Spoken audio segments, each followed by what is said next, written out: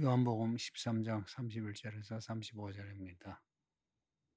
가룟 유다가 예수님이 주신 떡 조각을 받은 후에 나가버렸습니다. 유다가 나간 후에 예수님 하시는 말씀이 오늘 본문입니다. 유다가 나간 후에 제자들에게 주신 말씀입니다. 유다가 예수님의 제자로 3년여 시간 동안 예수님을 따라다녔는데 이 마지막 순간에 떡 한 조각을 받아 예수님을 떠나게 되었습니다.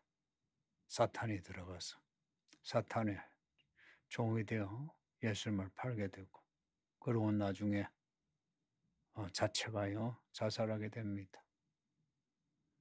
유다가 나간 후에 예수님 하시는 말씀, 지금 인자가 영광을 받았고 하나님도 인자로 말미암아 영광을 받으셨다 합니다. 영광을 받았고 영광을 받으셨다. 이미 하나님이 영광을 받으셨다. 인자도 영광을 받았다는 겁니다. 영광을 받았다 하는 말은 받을 것이다가 아니고 받았다 하는 과거입니다. 정확하게 말하면 부정과거라고 해요. 이건 앞에 7장 39절을 보면 이는 그를 믿는 자의 받을 성령을 가리켜 말씀하신 것이라. 예수께서 아직 영광을 받지 못하신 거로 성령이 아직 저에게 계시지 아니하시더라.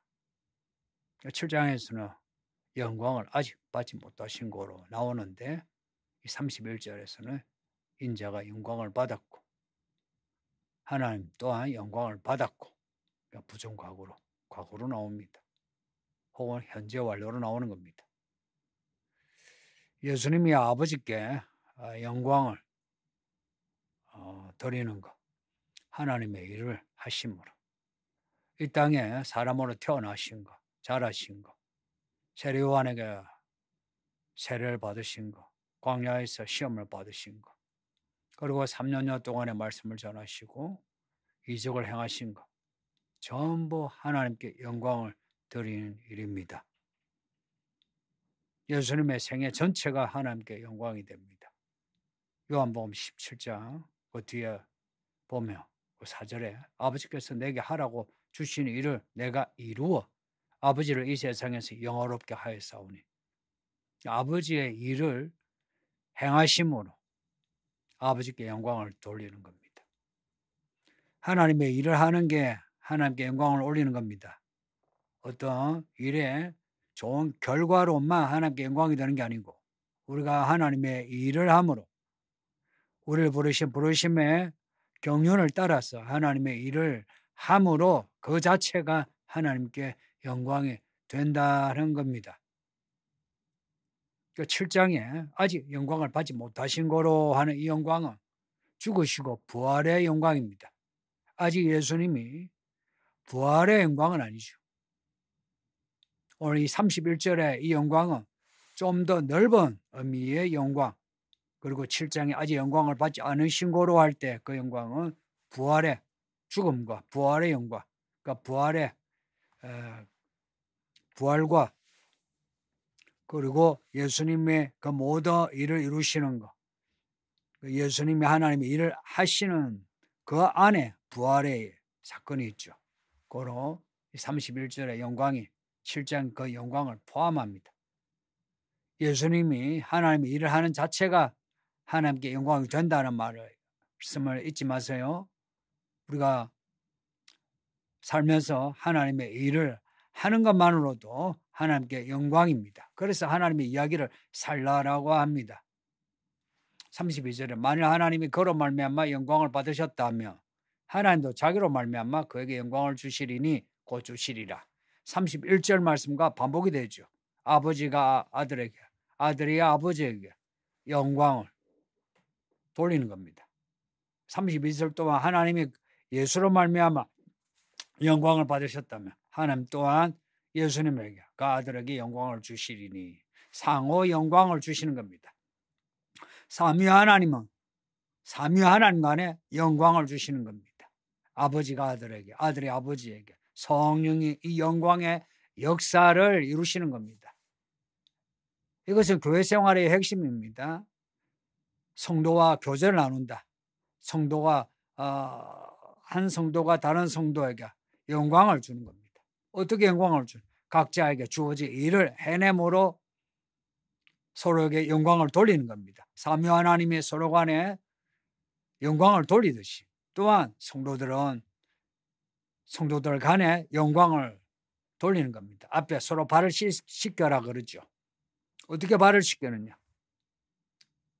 우리에게 주어진 일을 해내는 겁니다. 목사는 목사 일을 하고 목자는 목자 일을 하고 애찬팀에서 애찬팀에서 일을 함으로 우리는 서로에게 영광을 돌린 겁니다. 이렇게 서로에게 영광을 돌릴 때 우리는 하나님께 영광을 돌리게 됩니다.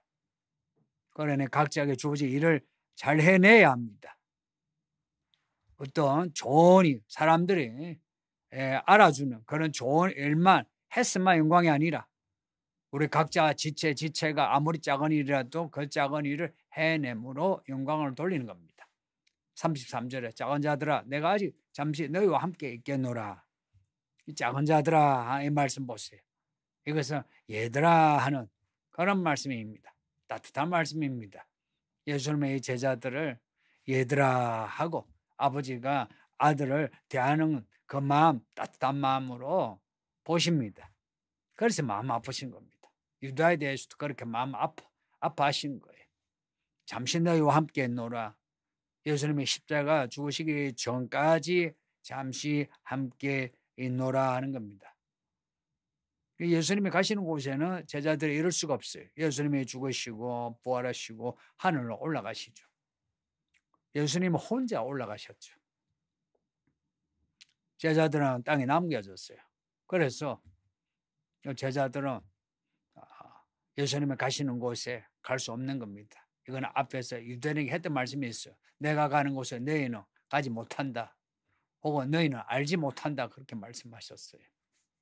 그런데 이때까지만 해도 제자들은 이게 무슨 말씀인지 알지 못하는 겁니다.